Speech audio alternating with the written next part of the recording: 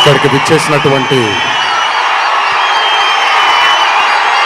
అభిమాన సోదరులందరికీ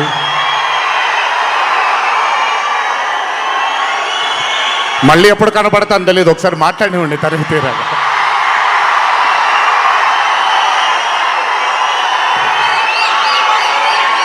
అభిమాన సోదరులందరికీ నా నమస్కారాలు.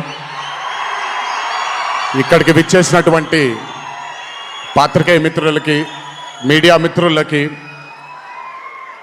ఇక్కడికి విచ్చేసినటువంటి అర్జున్ సన్ ఆఫ్ వైజయంతి చిత్రం బృందం అందరికీ కూడా నా నమస్కారాలు.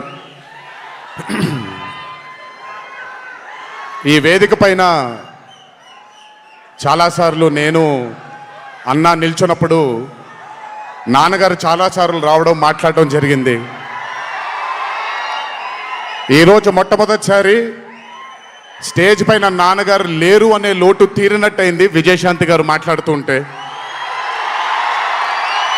నాకొక్క క్షణం అర్జున్ సన్ ఆఫ్ వైజయంతి చిత్రంలో నాన్నగారు ఈరోజు ప్రీ రిలీజ్ ఫంక్షన్ రోజు నాన్నగారు ఉండుంటే ఎలా ఉంటుందో అది ఈరోజు విజయశాంతి గారు మాట్లాడినప్పుడు నాకు ఆ లోటు భర్తీ అయిపోయింది. చాలామంది హీరోలు చాలామందికి రంజింపజేసి చాలామందిని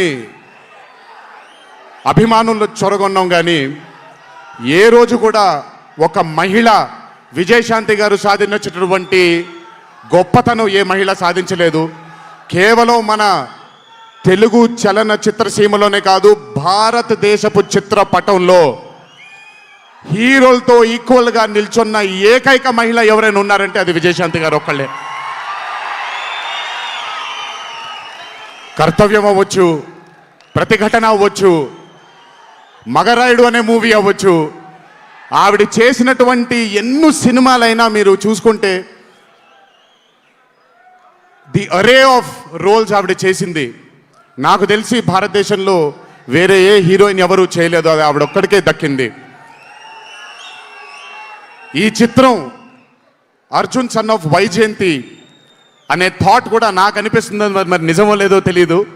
కర్తవ్యంలో ఉండే ఆ పోలీస్ ఆఫీసర్కి ఒక కొడుకు పుడితే ఎలా ఉంటుందో అక్కడి నుంచే మొదలై ఉండొచ్చు డైలాగ్, ఐడియా. సో చాలా ఆనందంగా ఉంది ఈరోజు ఇలాంటి మా అన్న మూవీకి రావడం ఒక పెద్ద ఆనందం, ఎందుకంటే మిమ్మల్ని అందరినీ కలుసుకోవడం కూడా జరుగుతుంది.